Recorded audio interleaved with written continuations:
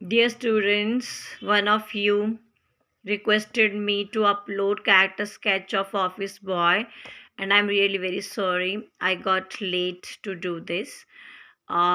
चलिए बिना किसी टाइम को वेस्ट किए ऑफिस बॉय का कैरेक्टर स्केच करते हैं. क्लास 12 से है ये.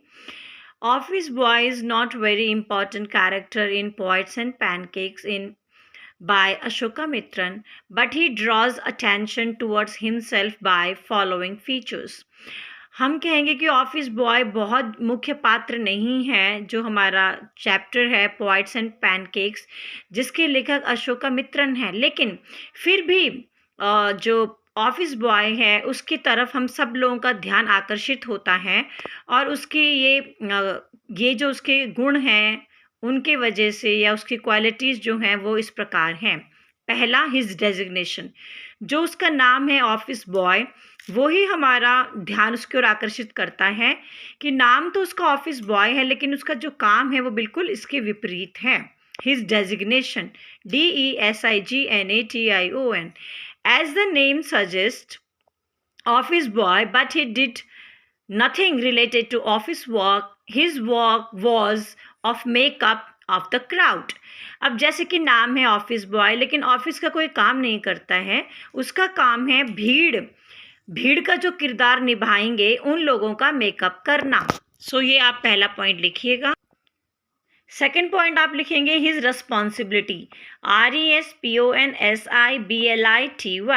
उसकी रेस्पॉन्सिबिलिटी क्या थी, उसका कर्तव्य क्या था, उसका कार्य क्या था.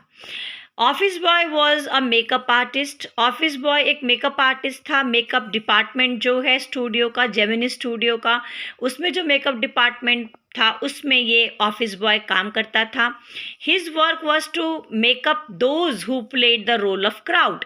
तो जो लोग भीड़ का रोल प्ले करते थे, भीड़ की जो भूमिका अदा करते थे, उन लोगों का जो मेकअप होता था वो ऑफिस बॉय करता था.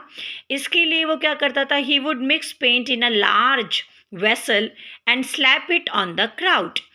इसके लिए वो बहुत से बड़े पात्र में रंग को घोलता था और बड़े से ब्रश की मदद से जो भीड़ होती थी उसके ऊपर रंग को डालता था, ताकि उन लोगों के पूरे बदन में रंग लग जाए. थर्ड, आप उसकी विशेषता डालिए. He was frustrated, FRUSTRATED. Office boy जो है वो फ्रस्ट्रेटेड था, परेशान रहता था. क्यों? Office boy was in early 40s. अब जैसे कि नाम सुनाई दे रहा ऑफिस बॉय, लेकिन वो बॉय नहीं था. 40 के आसपास उसकी उम्र थी. He entered the studio with many big dreams many years ago. बहुत सालों पहले बहुत बड़े बड़े सपने लेके वो इस फिल्मी जगत में आया था, स्टूडियो में आया था, फिल्मी जगत में आया था. बहुत बड़े बड़े उसके सपने थे. उसकी इच्छा थी कि वो एक्टर बने, या वो राइटर बने, वो डायरेक्टर बने, या वो कोई लिरिक राइटर बने.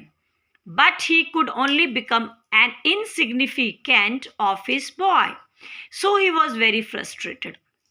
तो ऑफिस बॉय जो है वो फ्रस्ट्रेटेड था, बहुत दुखी था, बहुत चिंतित रहता था, बहुत परेशान रहता था, क्योंकि बहुत बड़े बड़े सपने लेके वो इस दुनिया में आया था, पिक्चर्स की दुनिया में आया था, एक्टिंग की दुनिया में आया था, लेकिन वो एक नाम मात्र का मेकअप आर्टिस्ट बन के रह गया. नेक्स्ट पॉइंट आप लिखिए, he was talented, he was educated. अब हकीकत में ऑफिस बॉय को लगता था कि वो बहुत ज़्यादा टैलेंटेड है. सुब्बू जो कि नंबर 2 माना जाता है बॉस के बाद, उससे ज़्यादा ये पढ़ा लिखा था. तो इसको बहुत ज़्यादा लगता था कि मैं टैलेंटेड हूँ, मुझे इतनी सारी नॉलेज है, लिटरेरी नॉलेज मुझे बहुत ज़्यादा है. बार बार वो ऑथर के सामने अपनी लिटरेरी स्किल्स को डिस्प्ले भी करता है, और इसकी वजह से जो ऑथर है वो बहुत ज़्यादा परेशान भी होते थे. Office boy had great literary talent. He kept the author pestering with his epics knowledge. He was a bit of poet. He thought his talent was being wasted there. तो अब ऑफिस बॉय जो है उसको literary talent था, मतलब उसको काफ़ी ज्ञान था बुक्स का, ग्रंथ का, और वो जो ऑथर है उसको अपनी इपिक्स के बारे में, ग्रंथों के बारे में अपनी जानकारी देता था. प्रभावित करना चाहता होगा कि मुझे कोई रोल मिल जाए, और एक थोड़ा सा उसके अंदर जो कवि की क्वालिटीज़ होती हैं, वो थोड़ा बहुत कवि भी कविताएं भी लिखता होगा। उसको लगता था कि जो उसका इतना सारा टैलेंट है वो यहाँ वेस्ट हो रहा है, और वो एक नाम मात्र मेकअप आर्टिस्ट ही बन के रह गया, उसके सपने साकार नहीं हो रहे थे। आप नेक्स्ट लिखिएगा, ऑफिस बॉय वॉज जेलस, और इन सब के वजह से वो ईर्ष्यालु बन गया। ऑफिस बॉय जो है वो सुब्बू सुब्बू को वो बहुत ज़्यादा ईर्ष्या करता था। वो मानता था कि सुब्बू के वजह से ही उसके जीवन में इतनी सारी मुसीबतें हैं, दुख हैं। सुब्बू भी इसी के साथ आया था इस जेमिनी स्टूडियो में। सुब्बू के हालात भी कुछ ऐसे ही थे, लेकिन सुब्बू जेमिनी स्टूडियो में नंबर 2 की पोजीशन में आ गया। बॉस के बाद हर कोई सुब्बू का ही नाम लेता था। बॉस हमेशा सुब्बू को ही हर काम के लिए बुलाता था। तो ऑफिस बॉय जो है वो सुब्बू से जलने लगा, क्योंकि सुब्बू पढ़ाई लिखाई में, एजुकेशन में इस ऑफिस बॉय से कम था, लेकिन वो अब जेमिनी स्टूडियो में नंबर 2 हो चुका है, इसीलिए ऑफिस बॉय सुब्बू से जलता था। तो हम कहेंगे he blamed Subbu for all his woes and troubles. Subbu rise to number 2 position, though he was less educated than him, he was jealous of Subbu. अंत में आप लिखिए, so it is clear that office boy was unlucky as he could become what he desire, as he could not become what he desired. Students, could के बाद not लगाइएगा। He became frustrated and jealous person whose dreams did not come true.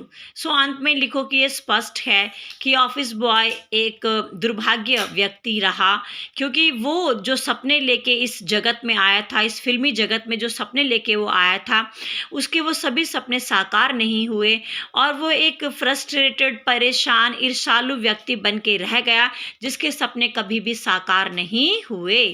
सो बच्चों, मुझे उम्मीद है आपको एक air test sketch समझ में आया, पसंद आया, पॉइंट टू पॉइंट है, आप लिखिए, डेफिनेटली आपकी अच्छी स्कोरिंग होगी। और भी कोई समस्याएं हैं तो आप मुझे बताइए। God bless you.